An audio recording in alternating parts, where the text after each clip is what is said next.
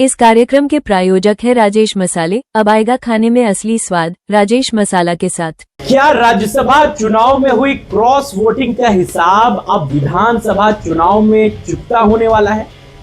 क्या अखिलेश यादव ने राकेश प्रताप सिंह को हराने के लिए गौरीगंज में अपना सबसे बड़ा ब्राह्मण दांव चल दिया है?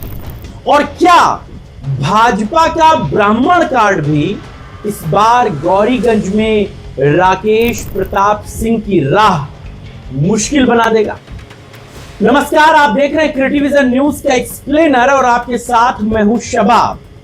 2027 का विधानसभा चुनाव भले अभी दूर हो, लेकिन अमेठी की गौरीगंज सीट पर सियासी शतरंज की बिसात अभी से बिछ चुकी है। भाजपा और समाजवादी पार्टी दोनों ने अपनी अपनी रणनीति पर काम को एग्जीक्यूट करना शुरू कर दिया, लेकिन सबसे ज्यादा चर्चा जिस नाम की है, जिस बात की है, वो नाम है विधायक राकेश प्रताप सिंह, और वो बात है अखिलेश यादव से गद्दारी करने की। जी, गौरीगंज की राजनीति इस समय उत्तर प्रदेश की सबसे दिलचस्प चुनावी लड़ाइयों में बदलती दिखाई दे रही है। एक तरफ भाजपा ने बड़ा राजनीतिक संदेश देते हुए अमेठी का प्रभारी मंत्री बदल दिया है।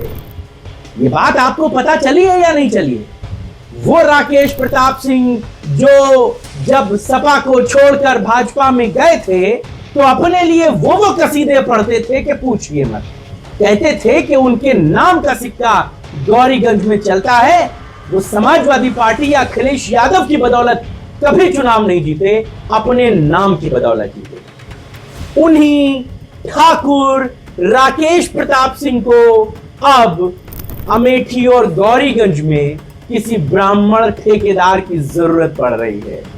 यह बात उन्होंने बीजेपी आलाकमान को बताई और बीजेपी आलाकमान ने बड़ा काम करते हुए अमेठी का प्रभारी एक ब्राह्मण चेहरा बना दिया।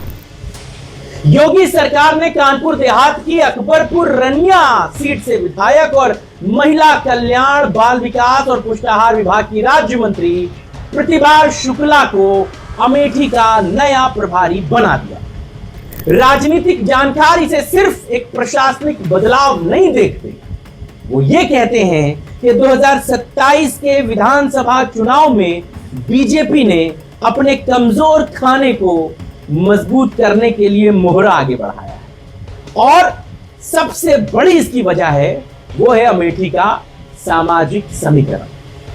4 विधानसभा वाले अमेठी जिले में ब्राह्मण मतदाता निर्णायक भूमिका निभाते हैं।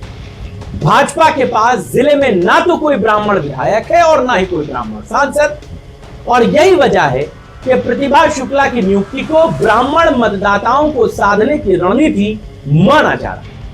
चर्चाएं तो यहां तक हैं कि गौरीगंज के भाजपा विधायक राकेश प्रताप सिंह भी लंबे समय से ये चाहते थे कि जिले में किसी प्रभावशाली ब्राह्मण चेहरे को जिम्मेदारी दी जाए ताकि चुनावी माहौल उनके पक्ष में बनाया जा सके। सवाल यह है कि क्या सिर्फ ब्राह्मण प्रभारी मंत्री बना देने से राकेश प्रताप सिंह की राह आसान हो जाएगी? राजनीतिक गलियारों में इसका सीधा जवाब है नहीं। राकेश प्रताप सिंह चाहे जितना राजनीतिक तौर पर उड़ने की कोशिश करें, सच्चाई उन्हें भी पता है कि बिना ब्राह्मणों को साधे वो गौरीगंज की सीट इस बार तो फतेह नहीं कर पाए। और इन्हीं सब के बीच अखिलेश यादव ने अपने सबसे बड़े ब्राह्मण दांव को गौरीगंज में चल दिया। जो सूत्र हैं हमारे समाजवादी पार्टी के, वो ये बताते हैं कि समाजवादी पार्टी अब राकेश प्रताप सिंह के खिलाफ अपने सबसे मजबूत ब्राह्मण चेहरे को उतारने जा रही है। जी हां, चर्चा यह है कि गौरीगंज से करीब 60 किलोमीटर दूर लंभुआ के पूर्व विधायक संतोष पांडे को अखिलेश यादव राकेश प्रताप सिंह के खिलाफ चुनाव लड़ाने जा रहे हैं। संतोष पांडे ब्राह्मण समाज में मजबूत पकड़ रखने वाले नेताओं में गिने जाते हैं और सुल्तानपुर अमेठी क्षेत्र में उनका प्रभाव है। राजनीतिक जानकार यह भी बताते हैं कि कुछ दिन पहले इस मामले में संतोष पांडे की लखनऊ में अखिलेश यादव से मुलाकात भी हुई। इस मुलाकात में उन्हें गौरीगंज में सक्रिय होने और संगठन को मजबूत करने के निर्देश दे दिए गए। इसके बाद से उनके संभावित चुनाव लड़ने की अटकलें और चर्चाएं तेज हो गई।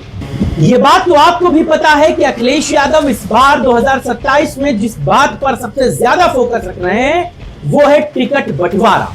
फूंक फूंक कर अखिलेश यादव इस मामले में कदम रख रहे हैं। समाजवादी पार्टी इस बार टिकट वितरण में कोई जोखिम नहीं लेना चाहती। पार्टी नेतृत्व हर सीट पर स्थानीय समीकरण, उम्मीदवार की स्वीकार्यता और जीत की संभावना पर गहराई से आकलन कर रही है। इसके लिए बाकायदा सर्वे कराए जा रहे हैं, फीडबैक रिपोर्ट तैयार हो रही है और यही वजह है कि इस बार टिकट वितरण में समाजवादी पार्टी फूंक फूंक कर कदम रखती नजर आ रही है। सूत्र तो यह भी बताते हैं कि केवल पुराने कद या राजनीतिक पहचान के आधार पर अखिलेश यादव टिकट नहीं दे रहे, बल्कि उनका फोकस जीतने वाले उम्मीदवारों पर है। वो नया भी हो सकता है और पुराना भी। इसी रणनीति के तहत कई पूर्व विधायकों को उनके पुराने विधानसभा क्षेत्रों की बजाय दूसरे जिलों में या फिर दूसरी सीटों से चुनाव लड़ाने की भी तैयारी चल रही। यानी समाजवादी पार्टी सीट नहीं बल्कि जीत के गणित को देख रही। इसके साथ ही साथ जिस बात पर और दूसरा सबसे ज्यादा ध्यान है वो है पैराशूट नेताओं की। जी, ये बात समाजवादी पार्टी में बड़ी दिलचस्प है और ये बात बहुत उठती है कि बाहर से आए नेताओं को तरजीह मिल जाती है, उन्हें टिकट मिल जाता है। समाजवादी पार्टी के सूत्र ये भी बताते हैं कि अखिलेश यादव इस बार पैराशूट नेताओं को ज्यादा तरजीह देने के मूड में बिल्कुल नहीं। पार्टी ऐसे नेताओं पर भरोसा जता रही है जिन्होंने सालों तक संगठन और जनता के बीच काम किया। राजनीतिक विश्लेषकों का मानना है कि अगर संतोष पांडे को गौरीगंज से मैदान में उतारा जाता है तो यह केवल टिकट वितरण नहीं होगा बल्कि अखिलेश यादव का एक सोचा समझा राजनीतिक संदेश होगा। इसके साथ ही साथ अखिलेश यादव को अपने साथ हुई गद्दारी का जवाब भी तो देना है। याद है आपको राज्यसभा चुनाव, उसकी क्रॉस वोटिंग, उसी क्रॉस वोटिंग में राकेश प्रताप सिंह और समाजवादी पार्टी के रिश्तों में तलखी आई थी। ये रिश्तों की कड़वाहट किसी से छुपी नहीं है। हालांकि राकेश प्रताप सिंह तो समाजवादी पार्टी छोड़कर बीजेपी में बहुत कुछ सोचकर गए थे मंत्री बना दिए जाएंगे, कहीं भारी भरकम विभाग मिल जाएगा, फिर जलवे से लाल बत्ती से चलेंगे, 2-4 फ्लीट के लोग आगे होंगे, जिंदाबाद करने वाली फौज पीछे होगी। पर हाय रे फूटी किस्मत, ना तो मोहब्बत मिली ना विसाले सनम, ना इधर के रहे ना उधर के। ना तो ठाकुर साहब को मंत्री बनने का मौका मिला और ना ही समाजवादी पार्टी ने वापसी की उम्मीदें बढ़ी। दोनों तरफ से दरवाजे बंद हो गए, बल्कि उनकी टीम के कप्तान खुद तो मंत्री बन गए जो उन्हें क्रॉस वोटिंग कराकर ले गए थे। मनोज पांडे, इनका कुछ नहीं हुआ, अब होगा भी कुछ नहीं, अब तो चुनाव आने जा रहा है। समाजवादी पार्टी के अंदर बड़ी संख्या में नेता और कार्यकर्ता, जो ये क्रॉस वोटिंग हुई थी, इसे पार्टी के साथ सबसे बड़ा राजनीतिक विश्वासघात कहते हैं और वो कहते हैं कि इस बार राकेश प्रताप सिंह को इसकी सजा मिलनी चाहिए। यही वजह है कि राजनीतिक गलियारों से लगातार ये डिमांड हो रही है कि अखिलेश यादव इस सीट को अपनी प्रतिष्ठा का सवाल बनाए और राकेश को हार का स्वाद चखाए।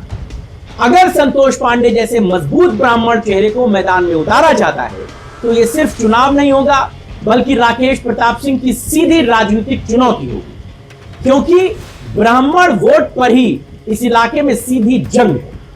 गौरीगंज में ब्राह्मण मतदाता सबसे ज्यादा प्रभावशाली, यहां पर लगभग 65 से 72 हजार ब्राह्मण मतदाता हैं, 55 से 56 हजार अनुसूचित जाति के लोग हैं, लगभग 35 से 55 हजार मुस्लिम समाज के लोग हैं। जिस समाज से ठाकुर साहब आते हैं यानी कि क्षत्रिय, वो लगभग केवल 42 हजार और यादव 17 से 35 हजार है, जबकि 25 से 35 हजार के आसपास ओबीसी है।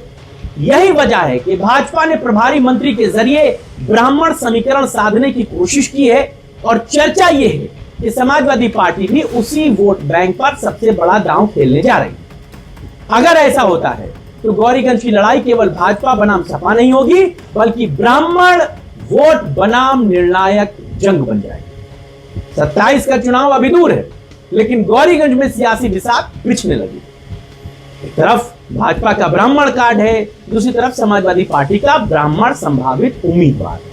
और यहीं से सबसे बड़ा सवाल उठ खड़ा होता है कि क्या अखिलेश यादव राकेश प्रताप सिंह को उनकी राजनीतिक राह बदलने की कीमत चुनावी हार के रूप में चुकवाना चाहते हैं, या फिर राकेश प्रताप सिंह एक बार फिर सभी समीकरणों को ध्वस्त कर जाएंगे? इस सवाल का जवाब तो चुनावी मैदान में मिलेगा, लेकिन इतना तय है कि गौरीगंज 2027 की सबसे हाई प्रोफाइल सीटों में से एक बनने जा रही है। गौरीगंज के इन चुनावी समीकरणों को लेकर आप क्या सोचते हैं, आप बताइएगा।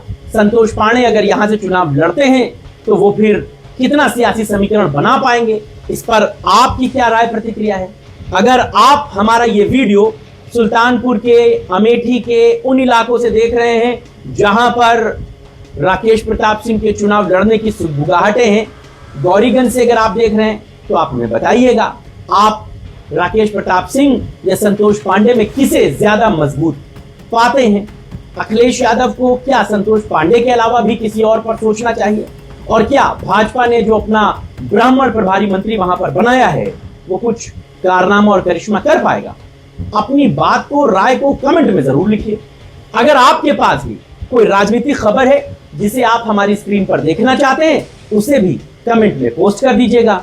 हम उस पर रिसर्च करेंगे, स्क्रिप्ट बनाएंगे और खबर के तौर पर आप तक पेश करेंगे। इस वीडियो को बनाने में मदद की मेरे सहयोगी सुशील कुमार ने। अभी के लिए इजाजत दीजिए, नमस्कार।